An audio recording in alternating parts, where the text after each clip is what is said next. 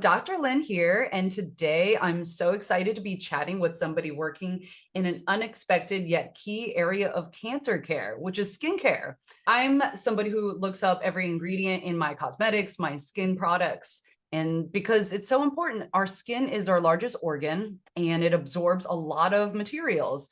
With that said, I'm thrilled to introduce Dr. Madhu Shetti, graduate of University of Michigan Medical School and University of Washington Residency, as well as the Stanford Graduate School of Business for her MBA. She's now a practicing radiation oncologist and founder of Balmere, a skincare company that's formulated its products for cancer thrivers. Great. Thank you so much, Hillary. It's great to be able to share with your audience a little bit about why we created Balmere and especially what makes it different. As a practicing physician, and especially treating women of color in the areas that I was working, I often found that they developed very severe skin reactions during chemo, radiation, immunotherapy. And the kind of products that we had available were just so um, underdeveloped, shall we say, right? I have patients who were using things like Crisco or cornstarch, things that have no clinical or scientific research to show them to be effective for like radiation burns or chemotherapy related skin changes. And then I found a whole other group of products that were either made by somebody who is a cancer survivor or perhaps somewhere else in the space. However, they still contain several allergens. Like you just mentioned, the importance of ingredients. And so just not as fully uh, looking at the interactions of those ingredients together or individual ingredients. And then while I was at business school, I spoke with several of my classmates about this, and we said, I wonder if we could actually create a solution so that we can create products for individuals so they can use them during treatment and not have the skin reactions. Yeah. Yeah, That's amazing. And I just yeah, want to dive once again yeah. deeply into that because I think that's a really new area of concern that a lot of people aren't aware of, especially like you mentioned for Mm, people of color. Uh, yeah. and I suspect it has to do with pigmentation, but I'd love for you to just spend a few more seconds describing that. Absolutely. So I actually want to highlight one specific fact. If you are, so a Black woman has a 40% higher rate of death from breast cancer than a white woman. And part of this is the phenotype, meaning the genetic components of the, for example, the breast cancer. But it also means they may require more aggressive therapy. So a stage one breast cancer that's triple negative is going to require chemotherapy. A stage one breast cancer that's estrogen positive is not necessarily going to require. So if you're a Black woman that has a higher genetic predisposition towards a certain type of more aggressive breast cancer, you're going to go through a more aggressive line of therapy. And so, as you go through treatment, you're also going to potentially require more extensive treatment, meaning perhaps a different combination of chemotherapy and or wider volumes of radiation or higher total doses for radiation. And that cumulatively can impact the skin reactions that one experiences, particularly in our communities of color. So it's not just a melanin production related issue, but it's actually a intensification of therapy because of the genetics of the type of cancers we're developing. Wow. And I know there's so many health equity concerns out there, and this is Mhm, just one more really mhm. important one. Mhm. And And along those lines, it's a survival difference, right? Not just the overall, like the 40% difference for Black women versus white women, but it's also a survival difference at that tail end. So every week that we wait for the skin to heal during treatment is a roughly 3 to 5% drop in overall survival. So if you think of that, you spent 9 months going through chemotherapy and having all kinds of side effects. And then at the tail end of your treatment, when you have to take 1 to 2 weeks off for radiation, you've completely negated that survival benefit. And I think that's a component, again, of why we're seeing longer term survival differences in our communities of color. wow. Yeah, that's a big topic that people, I'm sure, have not thought Mhm. about. The fact that your Yeah. recovery time can delay your further treatment. So, Absolutely. And then as we intensify therapy, it's not just that someone undergoes one course of treatment, right? Most survivors are going to live on average 13.9 years after their diagnosis, yeah. and they're going to go through multiple rounds of treatment. Each round of treatment has cumulative side effects. So by year 12 or 11, you've potentially gone through 4, 5, 6 rounds of treatment, each with toxicity that's going to add up. So we need to be mindful not just of what happens with the first round, we need to be pre planning for each additional round of treatment because our survivors are living that long.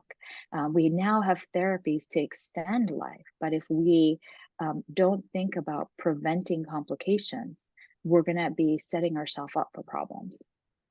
That is such an important point to bring up because cancer is now becoming more and more a Mm. chronic condition. Is Exactly. Yeah, yeah. Yeah. And yeah, people are surviving long enough, thankfully, to, Yes. require more maintenance therapy, and they Yeah. might even get a secondary cancer further down the road. Yeah, Um, and as you mentioned that, so someone who's had a history of being immunocompromised has a 65x higher risk of developing secondary skin cancers because their immune systems are weakened. They are more inclined to develop these secondary cancers, and when they develop them, they're over it's like 2.3 times more deadly. So what I always tell patients is, I we can get you through your breast cancer, but I'm not going to let you die of melanoma later on right. because we want to be mindful of both processes. Yeah. And, we talked a lot about the reasons already, but are there Mhm. other details about why you, as a radiation oncologist, because Mhm. a lot of people don't make that mental leap, like radiation Yeah. oncology to skincare company. So Yeah. say more. Mhm. I was actually meeting with several of my nurses from my first job out of residency a few weeks ago, and they were joking about how even when I had just started, I saw how challenging it was, and I was trying to bring in like I would literally buy aloe vera and other types of products with my own money and give it to my patients because many of them just didn't have the financial resources to pay for products, or they didn't have like a ride to go to the store, various things. And I knew even then it was so critical to be able to provide products that did some kind of protective benefit. But I just didn't have the resources in terms of even if you go to a store and pick up a bottle of aloe vera, oftentimes if you actually look at the back of the deck, it'll say 99% pure aloe vera, but on the back, it'll have like 20 ingredients. Mhm. Um, and most of us, even with the best of intentions, don't have the educational background to understand what those ingredients are. Or we don't have the biochemistry background to understand the manufacturing process. Because, and this is very, very important, even a product that is listed as clean, right? You have to know how it was manufactured. So if you took all organic ingredients and you put them in a blender and the blender had been used just minutes before to cook something with all kinds of bad for you things. Chances are those bad ingredients are now mixed into your nice, healthy organic ingredients. So it's very important to understand the manufacturing process as well so that you can get the result that you think you are purchasing and using. Wow, I don't think I've ever even thought about that aspect of it, and Mm. I already thought I was pretty detailed about how I thought about skincare, so Well, that became a big R&D step for us. We actually tested our bottles with over 300 people wow.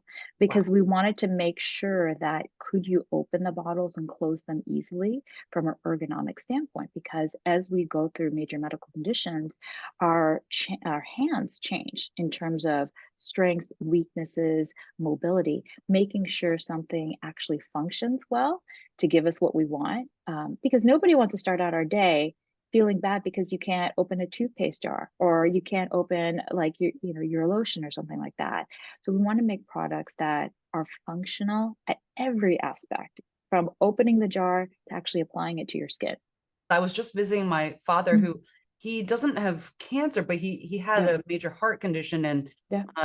as a result, he's going to lose his fingers, unfortunately. But Yeah. part of that, it's like you don't realize how much you rely on Mm, certain fine motor movements to do yeah. simple things like opening bottles.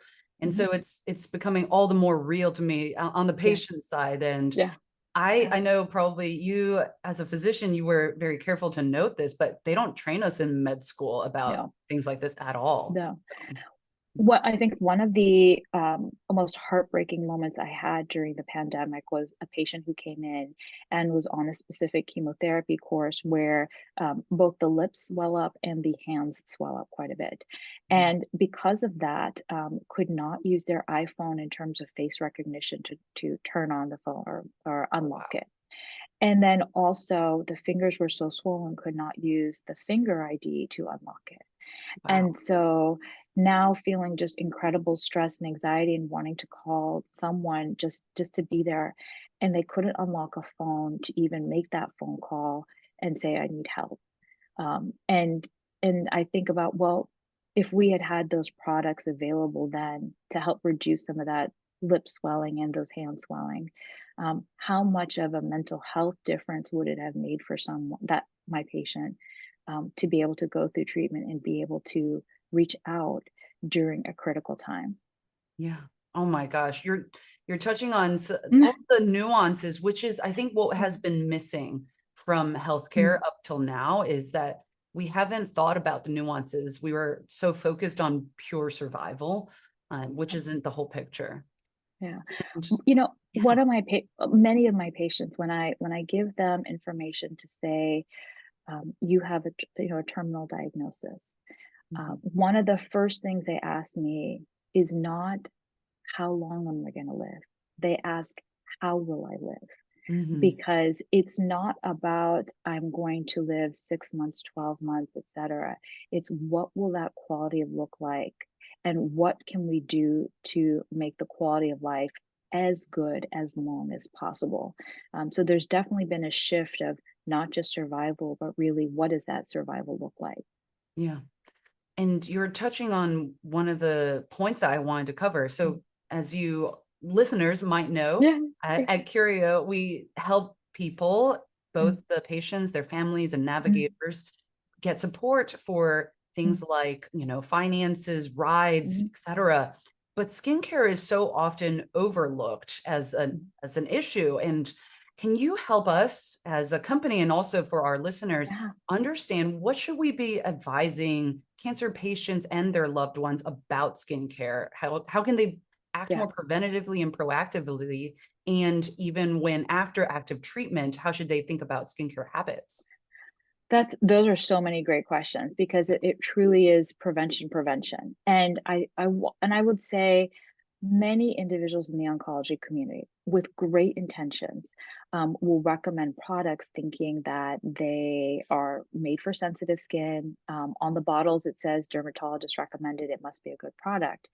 But dermatologist recommended or sensitive skin as labels does not mean they're appropriate for someone who's gone through cancer treatment, because some of those ingredients may actually be harmful for you. And that's where it's really important to be able to get information from a trusted source. So not just your oncologist and or your nurses, but it, being educated for yourself. As we're building out more in terms of our patient portal for Bond Mill, we're trying to put more information there so you can look at what to look for on labels so you can make better choices for yourself. It's not necessarily the most expensive thing or the least expensive thing. That's not the thing that we look for. It's what are the ingredients? How are they manufactured? What kind of packaging in it? Is there chemicals in the packaging that you need to think about too? And then also, how are you receiving it? If something's been sitting in a warehouse for 12 months with dust and other things, that's not necessarily the best thing for you either. So we really want to be mindful of from step one all the way through, giving our consumers options to figure out what works best for them at the price point that they feel comfortable with. Yeah, it's so nuanced and so personalized. Mhm. And on Yeah. that point, I'm also wondering, your Mm. skincare products look like they would be great for just about anyone, not simply people with cancer. Yeah. So Yeah. yeah, tell us a little bit more about like your thought process because is it generally good for you skincare, or is Yeah, there some differences people should think yeah. about? So we made the first 4 products specifically for individuals who have a sensitive immune system, whether that be because of cancer-related treatments or whether it be because of autoimmune-related treatments, many of which are actually chemotherapy drugs. And then as we started to get to market, we started to realize there's many customers who said, I'm pregnant or I'm nursing. I want to be extremely mindful of products that have chemicals in them. I don't necessarily trust the items that I see as labeled as clean. But I feel confident that if this is made and safe for someone who's going through chemotherapy, it's going to be safe for me. So we have several customers who are either pregnant or nursing for those reasons, and then we also have several folks who say, "Well, I'm perfectly healthy right now, but I have a family history of cancer, or I have a family history of other medical conditions, and I want to be really mindful of the kind of chemicals I'm exposed to." And so it makes sense for me to make choices now so that I won't be dealing with some of these problems years down the road. And then the last group are folks who've just said, um, you know what, I just like that it looks good on my skin. Yeah. Especially as a woman of color, I was very mindful of any products that we bring to market. They should look good regardless of your skin tone. There was so many years that I have tried or worn sunscreens and they look ashy or just bad on like my skin or my family members. So I really wanted to take down that barrier. Only 11% of people of color wear sunscreen on a regular basis. So this is just another step of let's make it safe and aesthetically good looking so that you would want to use products that protect you in the long run. Yeah. I know my partner thinks about that a Mm, lot. He's a mm, Caucasian male, but yeah, he's always complaining that I give him really sticky yeah, sunblock. So yeah, he was very pleased with Balmere's version because it is very yeah, lightweight and not sticky. So yeah, it is important. Otherwise, people don't want to use these helpful yeah, skincare products. yeah. Uh, It takes so much work to mm, um, make a habit consistent, right? If you think of all the apps out there to try to encourage people to eat healthier, exercise, or do a number of things.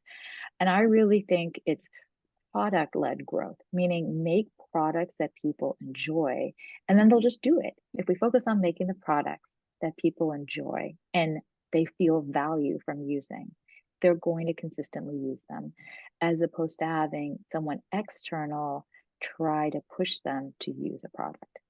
Absolutely. I love that. And I know you asked for constant user feedback to Mhm. really achieve that perfect design. The thing about medicine is this love we all have for constantly learning, Yeah. and always re-educating ourselves and reinventing um, our prior solutions. And that is the basis for Balmier, right? We did over 400 interviews with patients to see the kind of products they were using and or ingredients. And I won't even go into how many rounds of R&D and development we did to make the products. But it's really keeping your customers at heart. So you make the type of products that they really want and that give them the most benefit. And I think that's what the most successful companies have done at the heart, serve their community. So agree. And it's something we seek to do at Curio Yeah. too. Yeah. And and I love your product so much. And I've been using your Yeah. sunscreen, your cleanser. I know you have this soothing balm. And but I also saw probiotics, which is so Yeah. interesting. Yeah. Tell us a little bit more your thought behind including those. Yeah.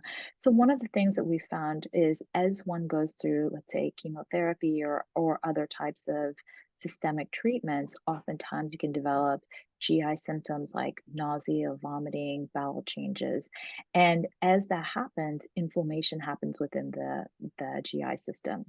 And downstream, we can see quite a few skin changes. So we've seen several eczematous type rashes, itchiness, irritation, redness, swelling. So our thought was if we can return some of the gut microbiome, then we can reduce some of those skin reactions downstream. And it's that much more important because we need to understand, is somebody having a skin reaction because of a chemotherapy drug, in which case we need to reduce it, or are they having a skin reaction because of literally a lotion they're applying or detergent they're using? And these actually can have survival differences, right? Because if someone has a rash and the doctor reduces their chemotherapy dosage, it can actually have a survival impact for that patient versus that rash was because of I was using this lotion or my gut was disturbed from the kind of medications I was taking. So Mhm. we just need to think about it globally in terms of really giving our patients the best possible chance for long-term outcomes. Yeah, I think the holistic approach is so important and relatively new, unfortunately, Mhm, in the field of oncology. And we mhm. definitely believe in it too. I think of palliative care's work and how we sometimes Yeah. see greater survival for patients who Yes. opt for, comfort focused care. And Yeah. it's amazing and kind of surprising, but it all comes Yeah. down to the strength of your body, the resilience versus Yes. like the attacks upon it. So Yeah, yeah. 100% agree. We've had many patients where, especially like advanced pancreatic cancer, and we have clear studies showing that there's a survival benefit with strong palliative care Yeah. compared to extending courses of chemotherapy, Yeah. which goes back to the original topic we were talking about is it's not just about living, it's about living with dignity and with self-pride in the way that each of us want. Yeah. Oh, that's so important. I wanted to ask you a couple of fun questions. So, Okay. what's one skincare product that you can't live without? Skincare product I can honestly, face wash. Oh, yeah. Um, and I would say this because, like, well, partly just what I love to do, right? Like I love to be out in the garden and I love to be at the beach, and so I always have dirt and sand and other things between face and hair and hands. But I also, it's so important to make sure your skin is clean every night. When I would use a variety of other products, as soon as I would wash my face, you could feel that dry itchiness, and I could just feel like, oh, it's going to be red in a couple hours. I know what's going to happen. So just the simple act of cleaning your face every night, I think, makes a big difference in your long-term health. Yeah. That's so important. And what would be your top tips for people living with cancer regarding their skincare? I would say the number one thing I would do is make sure that you have the information you need to make the best decisions for yourself. And make sure that information is coming from a trustable source. You really could spend thousands of hours scouring the internet and buying all kinds of products from individuals who have really good intentions, but may not have the background to be able to give you the information you need. I have had so many patients come in with very expensive creams and lotions from a family member with great intentions, and then within 30 seconds, I read the ingredients and I feel so bad having to tell them I don't recommend you use this product, and here's why. All of us, we have limited time and resources. So I would say really go to a trusted source in terms of getting your information and then make your decisions about what's the best product for you at this point in your life.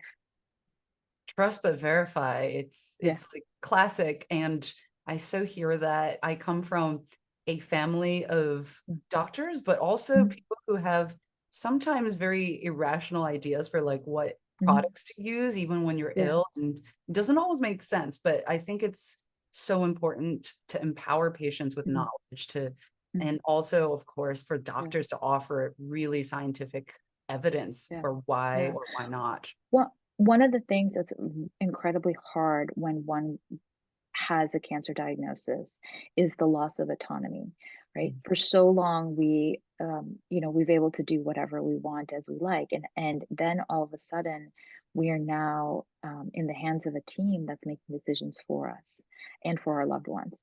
And this is actually one of the few areas where you, as a patient or as a caregiver, have some level of autonomy. You can make a choice of what products you want to use or not use, and when one is going through that journey, it's just really important to again, read every ingredient Mm, and make sure you understand what or why. There's many brands, for example, that will say sensitive skin, and then look on the back and you'll see fragrance listed. Fragrance is actually the number one allergen that you can have in any kind of skincare product. Um, and then look at the other types of ingredients. Oftentimes, if you see something that says paraben in it, these can be estrogen mimickers. So, if you have an estrogen positive breast cancer, for example, you don't want a product that has paraben in it. And many sensitive skin brands, who we all know very well, look mm, on the back and it'll still list multiple paraben ingredients. mm. Wow, that's such an important fact that many people Mhm, aren't aware of. And mhm, on that point, can you mhm. just tell us how is Balmere different from these other so-called sensitive brands? Yeah. So we looked at the ingredients from a individual level as well as a in combination level, meaning how do they interact with each other to provide a synergistic effect. One of the things was related to first start out with, as they say, do no evil, right? So take out all ingredients that potentially have risks for our patients. So things like the parabens, the lanolins, the fragrances, dyes, everything else like that. Our products contain the safest level of ingredients. And so we comply with EU standards, meaning all of our ingredients are not from the list of 1,800 ingredients that are banned in the EU. Then we started to also look at what are the bioactive ingredients in terms of published research showing clinical efficacy. And then what are the synergistic benefits of those specific ingredients together? Now, one thing you often don't know about is when you read a label, it'll say it contains X, Y, or Z. But what oftentimes consumers don't realize is those ingredients, those actives, have to be at a high enough percentage to have true value. So when we are compounding, we want to make sure it's not just enough for a marketing claim, which, by the way, for many products is less than 1%. um, we wanted to make it a significant amount so that there's actual clinical value when you use that specific ingredient. Wow, that's so interesting and definitely beyond the level that even I Mm. think skincare nerds get to most of the time. So thank you for sharing. And Yeah. actually, a small question is you mentioned the EU. I know different Mm, countries, and I was just mm, coming back from Asia where there's like this, there was this on social media. I think BRA is mm, like, take it off with some new sunblock ingredients. mhm. And I'm always wondering, I'm like, who do we trust? Because Yeah, different agencies in different countries and regions have different rules. yeah. So dermatologists across the board, in general, recommend mineral-based sunscreens over chemical-based sunscreens for individuals who have sensitive skins. And the reason for that is the mechanism of action. So a mineral sunscreen sits on the skin surface and then the UV rays are essentially bounce off of it. They are not absorbed in the body, versus chemical sunscreens are absorbed into the body. And in fact, even 21 days after you have applied that sunscreen, they can be in your bloodstream. These are from published FDA papers. And so, if you have sensitive skin, you want to be really mindful of further absorption into your body. That's why, specifically, when we looked at for Balmere, we said not just it is a true mineral sunscreen, but we wanted non nano zinc. So, it would literally just sit on the surface, you wash it off at the end of the day. Now, many of the newer types of sunscreens, some of them are mineral, but a lot of them are chemical. So it's a TBD in terms of what are the long term safety profiles. And that's where consumers will have to do more education on their behalf when they are making a decision of, is this the right product for me at this point in my life? Wow. That's a wonderful piece of advice. And on that note, before we Mm. end, are there any parting words or words of advice you'd like to share with our listeners? Yeah, an educated consumer is a powerful consumer. I always say when, for example, when you're looking at sunscreen, on the front of a bottle, it may say mineral sunscreen. Always, always turn to the back and look at the ingredient list, because many times they're actually hybrid products. So on the back, you'll actually see um, an ingredient which is actually a chemical sunscreen. And for example, one of the ones you really need to work look out for is octinoxate. This has actually been banned in Hawaii because it's killing coral reefs. So even very famous brands that are sold at dermatologist's office as sensitive skin products, make sure you look on the back to look at what ingredients are actually in the products that you are using. Be ever vigilant is what I'm hearing. Mhm. So, Yes, absolutely. well, thank you so much, Dr. Madhu Shetti. And I love hearing your story. Thank you so much for sharing with our Yeah. listeners. And I hope we get to chat again soon about your progress and what you're making with your exciting company. So, Well, thank you so much. It's been a pleasure, and I look forward to working with your team for many years to come. thank you.